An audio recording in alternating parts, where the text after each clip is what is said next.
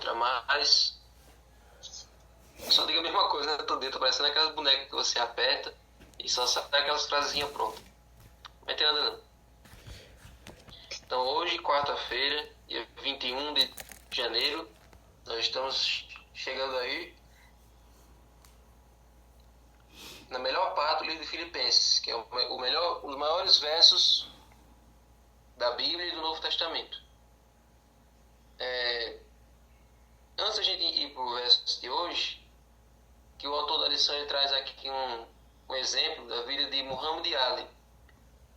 Muhammad Ali foi um dos maiores pugilistas de todos os tempos, certo?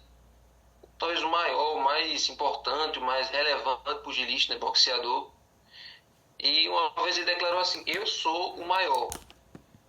E 6 meses antes de ele conquistar o título mundial dos pesos pesados, ele lançou um álbum chamado Eu Sou o Maior. Então ele tanto declarou isso várias vezes: eu sou o maior, como ele lançou um álbum com esse título: eu sou o maior. E, inclusive tem um jogador muito famoso, que acho que vocês devem conhecer, Cristiano Ronaldo, que ele também já afirmou em algumas entrevistas: eu sou o melhor, eu sou o maior. Ele dizia que ele dizia isso para si mesmo, afirmava para si mesmo que era o maior, que era o melhor, para poder se motivar, para poder sempre se colocar no topo, sempre estar no topo, sempre estar em relevância. Então, ambos são grandes referências das suas áreas. O Muhammad Ali é uma referência do boxe e Cristiano Ronaldo é uma referência do futebol. Mas nenhuma dessas atitudes deles dois deve ser seguida pelo cristão. Todos nós não devemos ter esse mesmo tipo de atitude de se achar o maior, de se achar o melhor, de se achar a última Coca-Cola do deserto, digamos assim. A nossa atitude não deve ser essa. Os outros é quem deve notar as nossas qualidades, os outros é que devem notar o quanto nós somos bons em alguma coisa, mas nenhum de nós deve chegar e afirmar: eu sou bom nisso, eu sou bom naquilo, eu sou perfeito naquilo ali. Quer dizer, nós podemos afirmar que nós somos bons em algumas coisas. No que nós somos bons, nas nossas qualidades, nas nossas aptidões, nós devemos dizer. Mas nunca chegar a dizer que nós somos melhor do que todo mundo daquilo ali. Eu sou maior do que todo mundo daquilo ali. Isso aí já é beira arrogância, já beira orgulho, isso aí já beira ao pecado de Lúcifer. Então, qual é o exemplo que nós devemos seguir? Qual é o exemplo que nós devemos nos espelhar na nossa vida? Então, esses versos de hoje explicam para nós. Então, vamos lá para Filipenses 2. Filipenses 2, do 5 ao 8.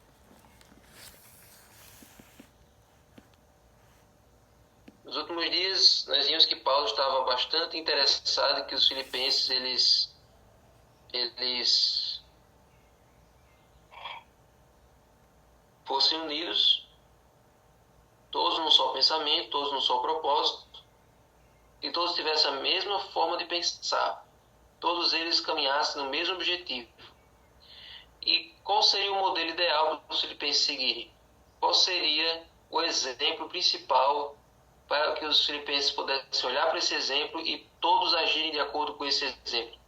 Então é por isso que Paulo começa o verso 5 até o verso 10, ou até o verso 11, falando desse maior exemplo ao qual os filipenses deveriam imitar.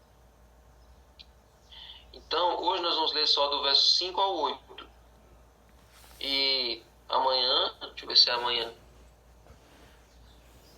Amanhã nós vamos ver o restante desse verso, do 9 até o 11, eu acredito. Então, gente, olha aí como é que começa. Tenham entre vós o mesmo modo de pensar de Cristo Jesus. Mas, que diferença faria em nossa vida se nós tivéssemos o mesmo modo de pensar de Jesus? Se cada igreja pensasse igual Jesus ia, nosso jeito de falar, o que é que mudaria no nosso jeito de se expressar? Qual seria as prioridades de cada um de nós se nós pensássemos igual a Jesus? Né? Eu faço Jesus Quais eram os hobbies de Jesus? Quais eram as atividades, o comportamento dele nas diferentes situações? Então, se nós tivéssemos o mesmo modo de pensar de Jesus, nós também seríamos bastante diferentes. E o que foi que Jesus...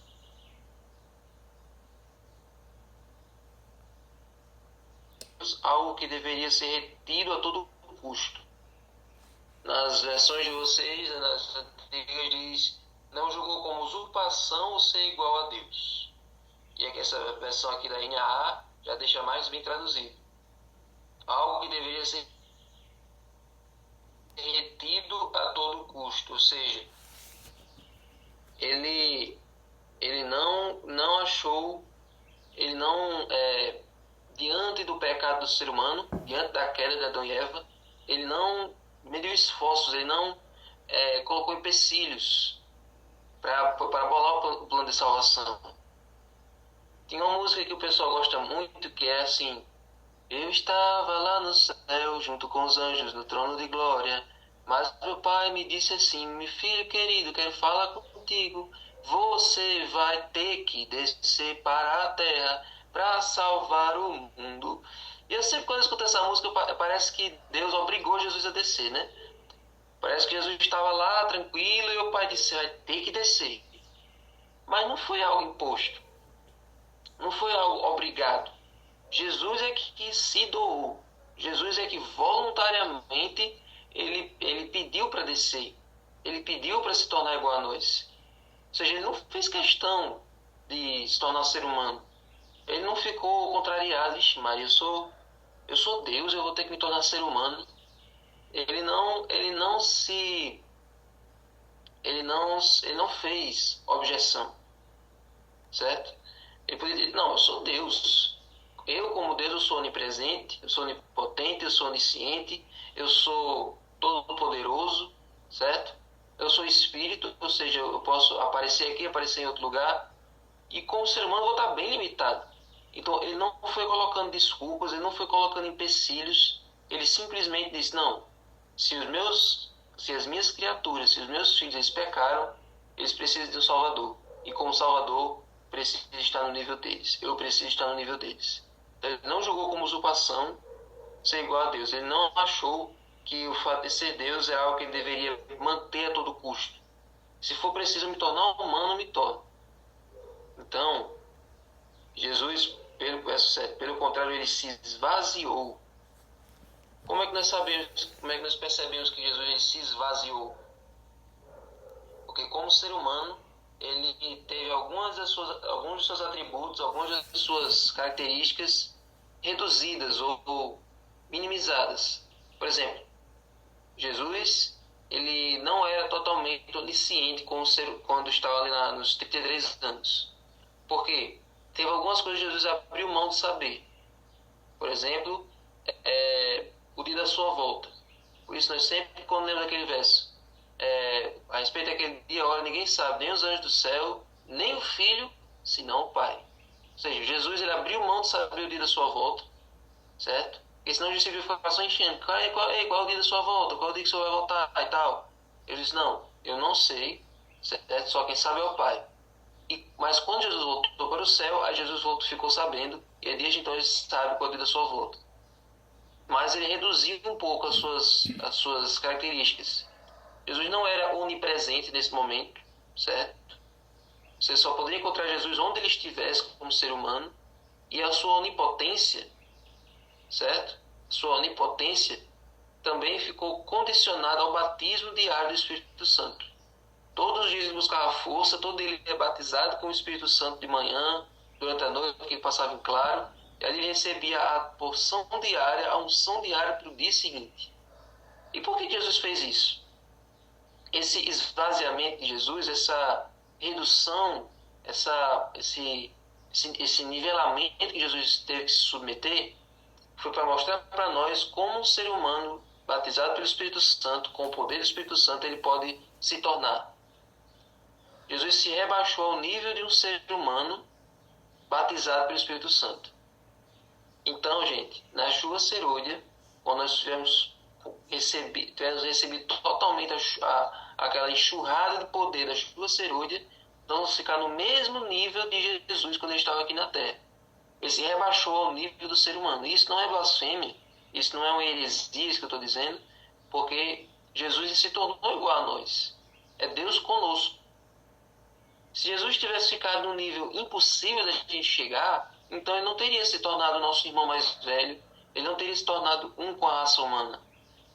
Foi o fato dele ter se esvaziado. E como diz o resto do verso, assumindo a forma de servo, tornou-se semelhante aos seres humanos. É o que diz o verso aqui. Ele se tornou semelhante a nós, sujeito às mesmas tentações, sujeito às mesmas privações, sujeito às mesmas necessidades, porém, ele não caiu em pecado. Em nenhum momento ele caiu na transgressão. Existe uma frase que define exatamente como foi a trajetória de Jesus. Jesus foi afetado pelo pecado, mas não infectado por ele.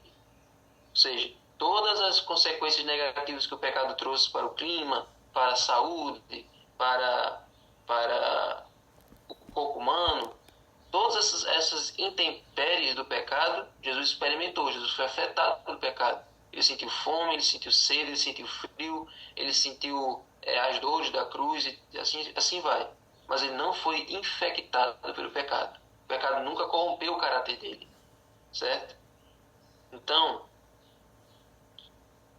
e agora olha só. E reconhecido em figura humana, ele se humilhou, tornando-se obediente até a morte e morte de cruz. Eu sempre gosto de usar uma ilustração de que esse processo aqui é uma escada. De Deus, ele se esvaziou, se tornou homem. Sim, e em detalhe, ele não se tornou homem diretamente, ele se tornou bebê, um feto. Ele se tornou ali o embrião, né, o feto, depois cresceu, se tornou um bebezinho, né? Ele se tornou um bebê indefeso, que não sabia de nada. Então olha que desafio ele se submeteu. Porque se ele tivesse vindo já na forma de homem, você poderia pensar assim, ele vindo na forma de um adulto, ele já vem com a consciência de que ele é Deus, ele já vem com a consciência da missão dele, então vai ser bem mais fácil ele não pecar, porque ele já vai vir focado. Mas quando ele vem com o bebê é inconsciente. Então é uma coisa muito misteriosa, uma coisa muito além da nossa compreensão. No céu nós vamos estudar como é que isso aconteceu. Porque ele como bebê, ele como criancinha pequena, ele tinha que depender da instrução de Maria para aprender tudo sobre Deus, tudo sobre a própria missão dele como Messias, depender da instrução de Maria e da comunhão dele com Deus. Então ele se fez um bebê indefeso, inconsciente, um bebê inocente e aprendendo pouco a pouco. Então isso é uma coisa, é chamado mistério da encarnação, mistério da salvação. Não tem como a gente conceber o Deus infinito em poder se tornar um bebê inocente, sem saber de nada, e crescendo pouco a pouco. Então isso é uma coisa que está além da nossa compreensão. Então, é uma escada. De Deus ele se tornou um ser humano, e não somente um ser humano qualquer, ele poderia ter vindo como um rei, poderia ter vindo como um rico, um nobre, se tornou um ser humano pobre, não agradeci, mais pobre que muitos de nós aqui, e dessa situação de ser humano pobre, ele se rebaixou, ele foi humilhado até a pior das mortes, que é a morte de cruz. Então foi uma escada, foi descendo degrau após degrau, até chegar ao nível mais baixo, até a pior das mortes, a morte mais horrenda de todas. Então, esse foi o processo de Jesus.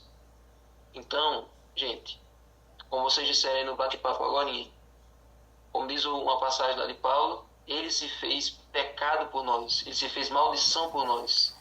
Ele assumiu a vergonha, ele assumiu a ignomínia, ele assumiu a vergonha de se tornar a morte mais temida pelo ser humano, né? E isso é o exemplo para a nossa vida. Por quê? Porque Jesus disse, o maior entre vós deverá ser o servo. O maior entre vós não é para se achar, não é para chegar na televisão e dizer eu sou o melhor, eu sou o maior, como os exemplos que eu disse. O maior deve servir a todos. Quem se exaltar será humilhado, e quem se humilhar será exaltado. O exemplo de Jesus, gente, é diferente de Lúcifer.